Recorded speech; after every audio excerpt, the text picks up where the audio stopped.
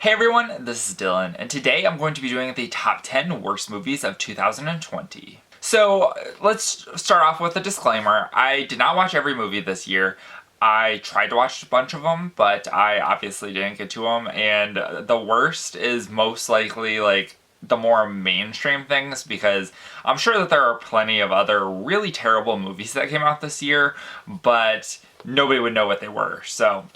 These are all based off of my ratings on Letterboxd, and I'll just tell you that there was only 2 that were below a 3. The rest of them were at a level of a 3, and a 3 is kind of my medium ground.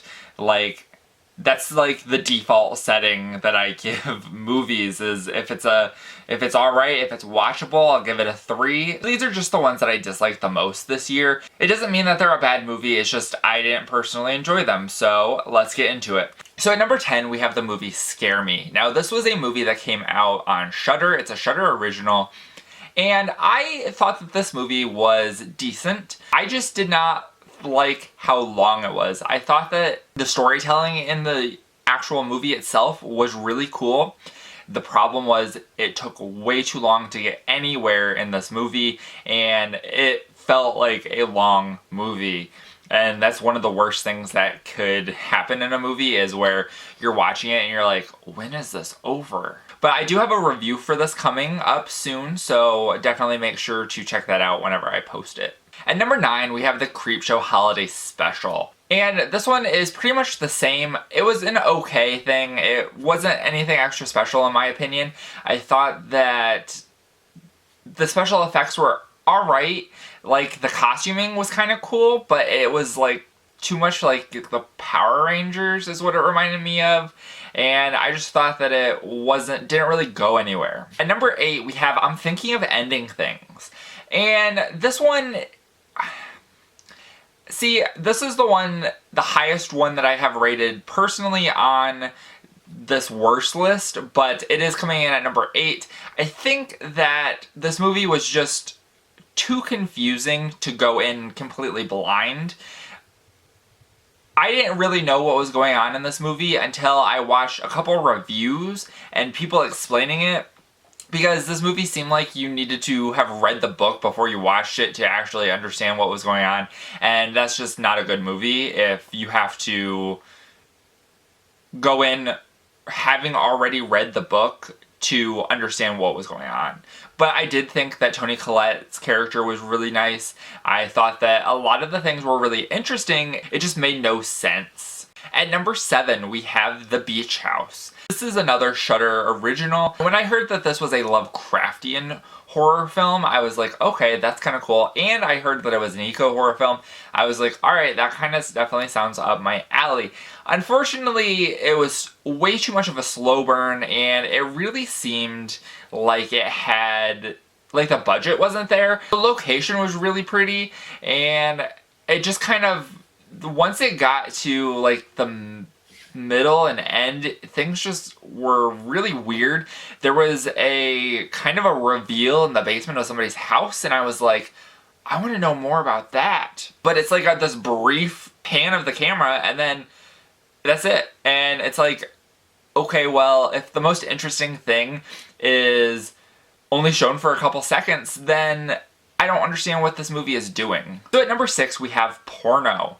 And Porno was something that I was interested in watching, so I was like, okay, cool.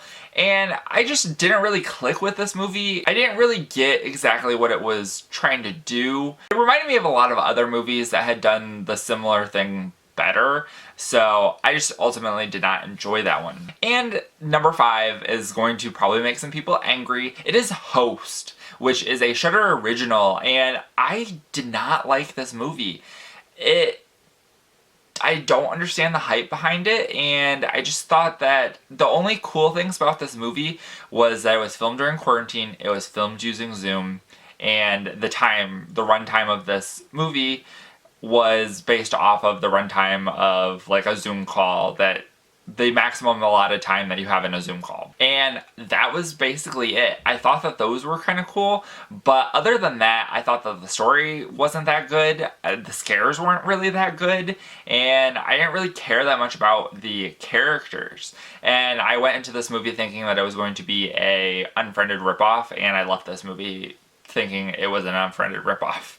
So I don't know what to tell you. And at number 4, we have Rebecca, which is a remake of the Alfred Hitchcock movie Rebecca from 1940. This one was on Netflix, and after watching the Alfred Hitchcock's Rebecca, I liked that one a whole lot more than this one. Like, I literally watched them back to back, pretty much. The one that came out this year was just trash compared to that one. They took out a bunch of the more interesting things in this movie that they couldn't do in 1940 because of the Hays Code, and they didn't add anything to it.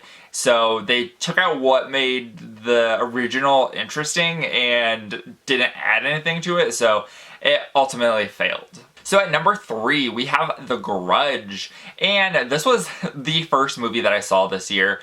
It came out in January. It was before all the stuff went down. I was back at home with my family for the winter break, and I had a friend from high school that was in town, and he was like, hey, you want to hang out? And I was like, sure. And we were like, well, what are we going to do? And we decided to go to the movies. We had to drive 30 minutes to go to the movies to see The Grudge because it was only playing 30 minutes away, and we didn't want to watch whatever else was in theaters. I think it was like Cats. Problem with this movie is that it's called The Grudge, and it basically defeats everything that happened in The Grudge. It's supposed to be taking place at the same time as the 2004 The Grudge, and the logistics of the entire thing just don't make sense. And I think that was the biggest problem. They changed the like ghost things. They were more like zombie things, and I just overall did not enjoy it. At number 2, we have Scare Package, and this is a lot lower because there are many segments in Scare Package. It's an anthology movie, and more of the segments didn't work than did. So I enjoyed the segment. I enjoyed the first segment, which a lot of people apparently didn't like, but I thought that the Mike Myers thing was kind of fun. And I liked the slasher one of the killer, the girl who's trying to kill her killer or whatever, and there keeps being mishaps. And then I also liked the one about camping in the woods. I forget what the name of I forget what the name of the segments are, but I did like that one because it had some pretty cool special effects. And the rest of them I didn't like, and there's a cameo in this, which I'm going to spoil it, so sorry, but it's Joe Bob Briggs. I don't understand the hype behind Joe Bob Briggs. I tried to watch his last drive-in thing of this movie because somebody had said it, and so I was like, oh, I'll just watch it together, and I don't get the hype. I'm much more of an Elvira fan, and I think that Elvira definitely deserves to be up there higher than Joe Bob Briggs. I just don't understand, so sorry. So the last one, which comes in at number 1 for the worst movie of the year in my opinion, is Smiley Face Killers. So I was really excited when I heard about this because this is something, if you don't know me, I actually have a minor in criminology. True crime is something that I'm very interested in, and I had heard about the Smiley Face Killer theory, and so I thought that this was pretty interesting. These detectives think that there's a connection between the bodies that have been found, and they think that it's either one single killer or there is a group of killers who are killing these college guys and who are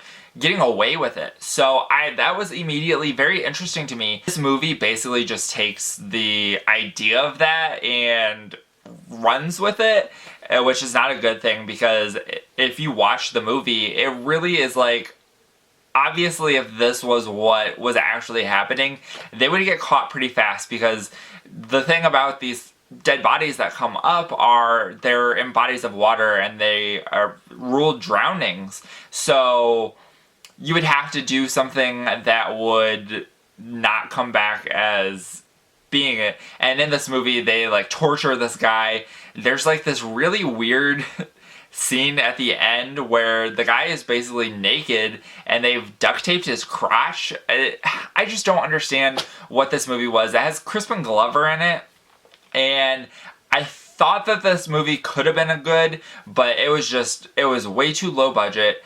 It took way too long to get to anywhere interesting. I thought that it was going to be like following the killers, but it was actually following one victim, and it just made for a boring movie. That is it for this year's top 10 worst movies of 2020. So I definitely want to hear your thoughts about what I had to say about these movies in the comments down below. What were some of your worst movies that you've seen this year? And let me know. So that is it for this video. I hope you guys enjoyed. Thank you guys for watching, and remember, if you're not already subscribed and you'd like to be, please hit that subscribe button down below and give this video a like if you liked it. Thank you guys for watching, and have a great day. Bye.